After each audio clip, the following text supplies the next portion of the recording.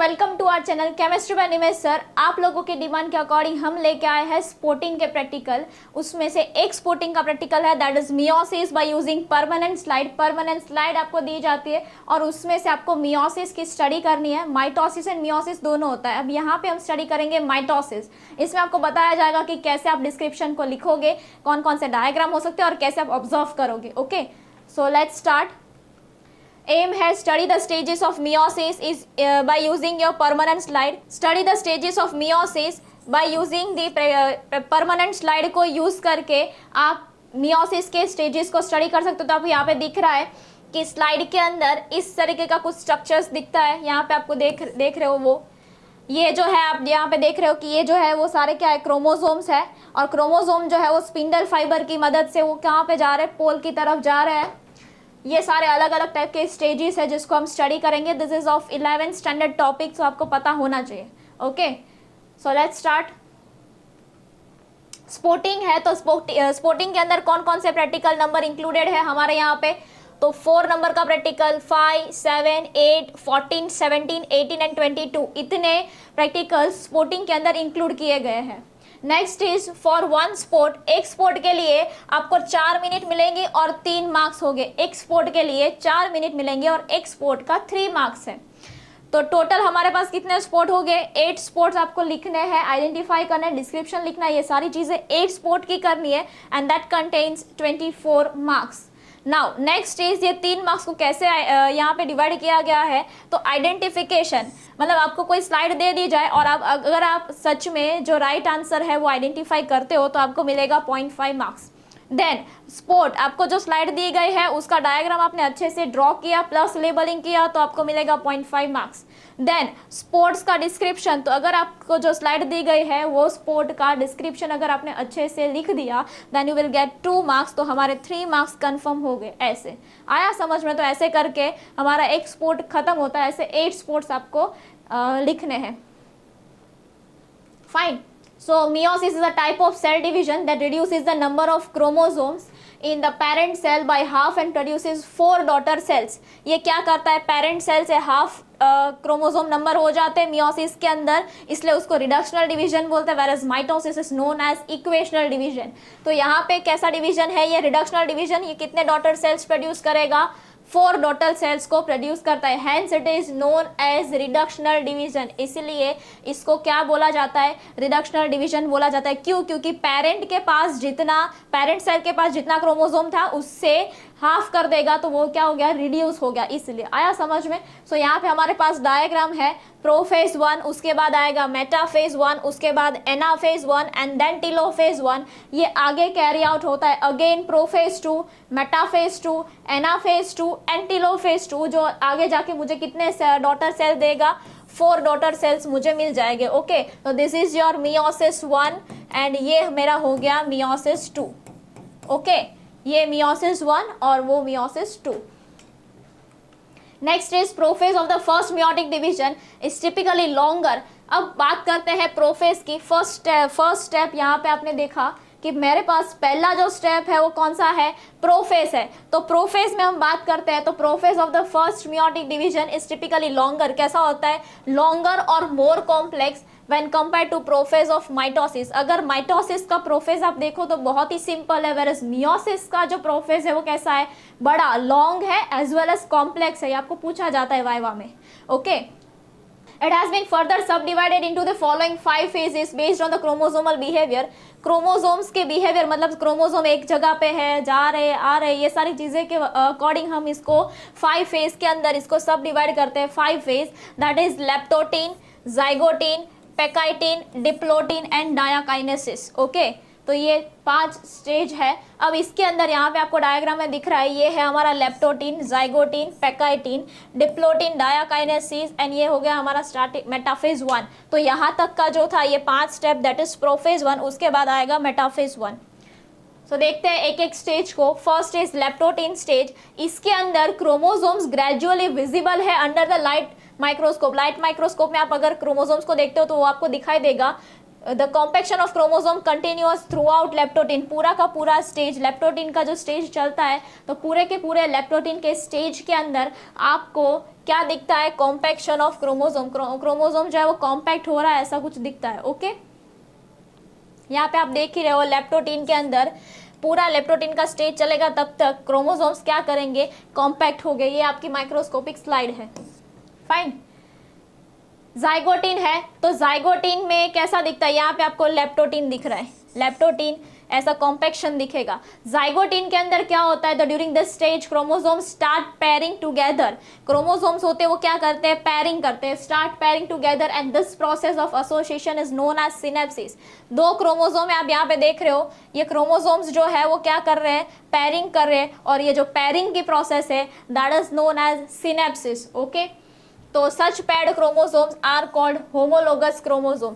जो क्रोमोसोम्स साथ में पेयर हो जाते हैं that is known as homologous chromosome. Okay, आया समझ में कि नहीं। यहाँ पे देखो जाइगोटीन स्टेज के अंदर ये एक क्रोमोसोम है और ये एक दूसरा क्रोमोसोम है, ये दोनों क्रोमोसोम क्या कर रहे हैं, पेयरिंग कर रहे हैं, पेयरिंग कर रहे हैं, तो पेयर हो रहा है, तो that is known as synapsis. अब ये सिनेप्सिस हो जाने के बाद ये जो क्रोमोसोम मेरे को मिला, पेयर्ड हुआ chromosome, that is known as homologous chromosome. Fine, electron micrograph of this stage indicate that chromosome synapsis is accompanied by the formation of complex structure that is known as synaptonemal complex। ये दोनों की जो pairing होती है वो किसकी वजह से होती है, बीच में एक सिनेप्टोनेमल कॉम्प्लेक्स की वजह से ये सिनेप्सिस होगा। पैरिंग सिनेप्टोनेमल कॉम्प्लेक्स की वजह से होते हैं, आपको यहाँ पे दिख रहा है ये जो बीच का जो पार्ट है that is your synaptonemal complex. Fine, so next is हमारे पास आया पैकाइटिन। तो pachytene during this stage the 4 chromatid of each bivalent chromosome becomes distinct and clearly appears as tetrad. आपको यहाँ पे दिख रहा है टेट्राड की तरह से आपको ये दिखेगा। Okay, and this stage is characterized by appearance of recombination nodules. इसके अंदर आपको क्या दिखता है, रिकॉम्बिनेशन नोड्यूल्स। एक साइड के ऊपर क्या होता है, क्रॉसिंग ओवर करेगा ये between non sister chromatids of the homologous chromosome. आप देख सकते हो नॉन सिस्टर क्रोमेटिड्स जो होती है उसके अंदर होमोलोगस क्रोमोसोम की जो नॉन सिस्टर क्रोमेटिड है उसके अंदर क्या होगा, क्रॉसिंग ओवर होता है। मतलब ऐसे अगर टांगे हैं तो ये क्या हो जाएगा, ऐसे ऐसे क्रोमोसोम है तो क्या हो जाएगा, इसके साथ वो मिल जाता है, and that is known as pachytene stage. Crossing over is exchange of genetic material between 2 homologous chromosome. 2 homologous chromosome के बीच में क्या हो रहा है, क्रॉसिंग ओवर हो रहा है। तो क्रॉसिंग ओवर की वजह से 2 होमोलोगस क्रोमोसोम में क्या होता है, जेनेटिक मटेरियल का एक्सचेंज होता है। तो crossing over is also an enzyme mediated process. इसके अंदर रिकॉम्बिनेस एंजाइम यूज होता है तभी जाके वो क्रॉसिंग ओवर होगा। Recombination between homologous chromosome is completed by the end of pachytene. Pachytene stage जो है उसका एंड होता है, तब तक में ये जो रिकॉम्बिनेशन है वो एंड हो जाएगा, और उसके बाद leaving the chromosome linked at the sides of crossing over. ये जो क्रॉसिंग ओवर हुआ है उसको ऐसा का ऐसा ही रहने देगा। ओके, जैसे ऐसे क्रॉसिंग हुआ तो ऐसा ही रह जाएगा, वो अलग नहीं होगा। आया समझ में। अंदर रिकॉम्बिनेशन मतलब जेनेटिक मटेरियल का एक्सचेंज तो हो जाएगा, बट ये जो है वो ऐसा का ऐसा ही रहेगा। Next is the beginning of diplotin is recognized by the dissolution of the synaptonemal complex and the tendency of the recombinant homologous chromosome of the bivalents to separate from each other except at the sites of crossover। देखो अब यहाँ पे आपको दिख रहा है कि ये जो होमोलोगस क्रोमोसोम है वो एक साथ ऐसे चिपके हुए थे। अब उसको मुझे अलग करना है, बट अलग कहाँ से होगा, जहाँ पे वो ऐसा क्रॉसिंग ओवर किया है वो अलग नहीं होगा, बाकी सब ऐसा ऐसा रहेगा। क्रॉसिंग ओवर जो किया है वो अलग नहीं होगा, ऐसा। ओके, यहाँ पे आप देख रहे हो जो क्रॉसिंग ओवर है वो अलग नहीं होगा, बाकी पूरा का पूरा क्रोमोसोम अलग हो जाता है। तो दिस एक्स शेप स्ट्रक्चर, जो मुझे एक्स शेप का स्ट्रक्चर मिलेगा, ये यहाँ पे आप देख रहे हो एक्स शेप का जो स्ट्रक्चर मिलेगा, and that is known as chiasmata. ये जो एक्स शेप का स्ट्रक्चर मुझे यहाँ पे नीचे मिल रहा है that is known as chiasmata. In whose side some vertebrates diplotin can last for months and years। ये डिप्लोटीन जो स्टेज है वो मंथ्स या ईयर्स तक ये एंड लास्ट करता है। ओके, तो आप यहाँ पे देख सकते हो ये आपका डायग्राम है। तो ये माइक्रोस्कोप के अंदर ऐसा दिखता है। लेप्टोटीन जो है ये जाइगोटीन, पैकाइटिन के अंदर क्या हो रहा है, पैकाइटिन के अंदर मैंने आपको बताया कि वो क्रॉसिंग ओवर करेगा, वो चीज़ आपको यहाँ पे दिख रही है, crossing over. And next is diplotene. तो डिप्लोटीन के अंदर क्या हो रहा है, ये क्रॉसिंग ओवर हुआ है वही सिर्फ ऐसा रहेगा, बाकी का पूरा ऐसा अलग हो जाता है। तो आपको यहाँ पे अलग हुआ दिख रहा है। Okay, and last stage is diakinesis. Prophase का last stage, final stage of meiotic prophase 1 is diakinesis. This is mark by terminalisation of chiasmata. अब मैंने क्या बताया कि पूरा क्रोमोसोम था ऐसे, सिर्फ वो क्रोमोसोम पूरा अलग हो गया, बट सिर्फ और सिर्फ उसकी जो टांगे थी ऐसे मिली हुई वो अलग नहीं होगी, दैट इज नोन एज चायस्माटा। अब ये चायस्माटा को अलग किया जाता है, उसका स्टेज है that is diplotene, sorry diakinesis. During this phase, the chromosomes are fully condensed and the meiotic spindle is assembled to prepare the homologous chromosome for separation. Homologous chromosome क्या हो जाते हैं, प्रिपेयर हो जाते हैं सेपरेशन के लिए। And by the end of diakinesis the nucleolus जो है क्या हो जाता है, डिसअपियर हो जाता है, nuclear envelope also breaks down and diakinesis represent the transition to metaphase. Diakinesis जो है वो क्या बताता है कि अब आगे किस में जाना आगे किस में जाएगा, प्रोफेज से किस में जाता है, मेटाफेज में। तो ये हमारे प्रोफेज के सारे स्टेजेस हो गए। तो प्रोफेज के बाद क्या आता है, मेटाफेज आएगा, metaphase 1।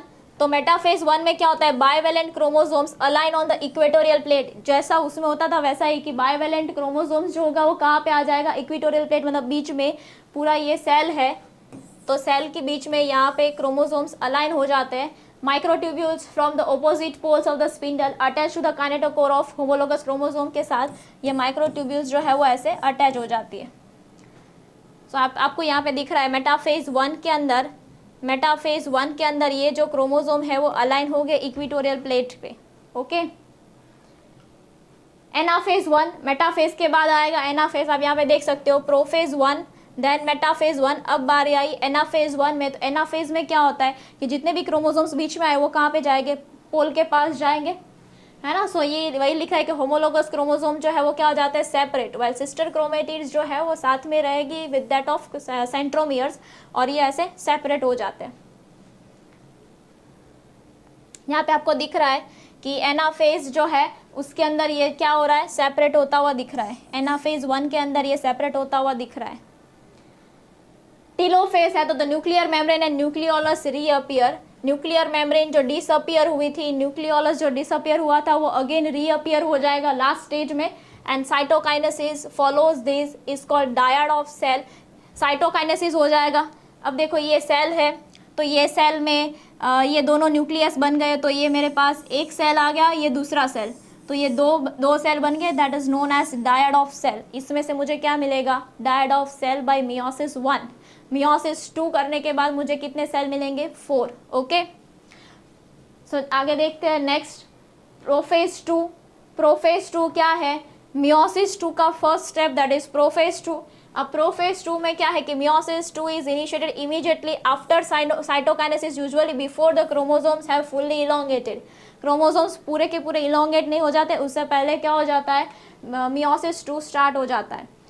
In contrast to meiosis 1, meiosis 2 है resembles a normal mitosis. Meiosis 1 के कंपैरिजन में मियोसिस 2 जो है वो क्या दिखाता है कि माइटोसिस जैसा ही है ऐसा दिखाता है। ओके, रिसेंबलेंस दिखाता है।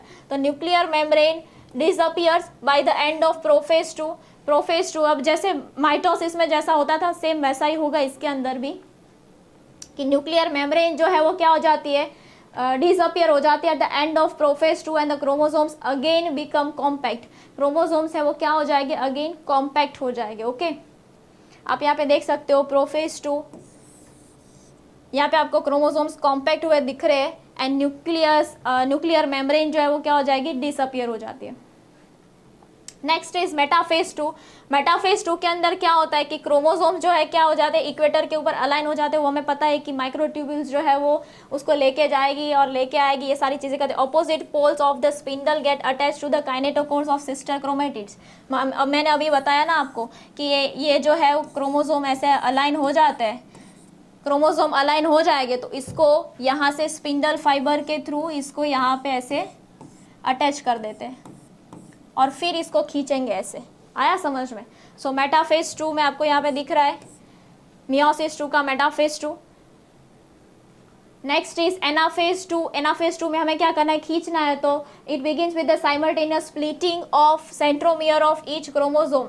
हर एक क्रोमोसोम का क्या करवाता है, स्प्लिटिंग होता है। स्प्लिटिंग मतलब अलग हो जाता है, holding the sister chromatid together allowing them to move towards opposite pole. किस साइड जाएगा, ऑपोजिट पोल। अलग अलग दो ऑपोजिट पोल होते हैं उसकी तरफ वो जाता है। Okay, Then telophase 2. So meiosis ends with a telophase 2 in which the two group of chromosomes once again get enclosed by a nuclear envelope.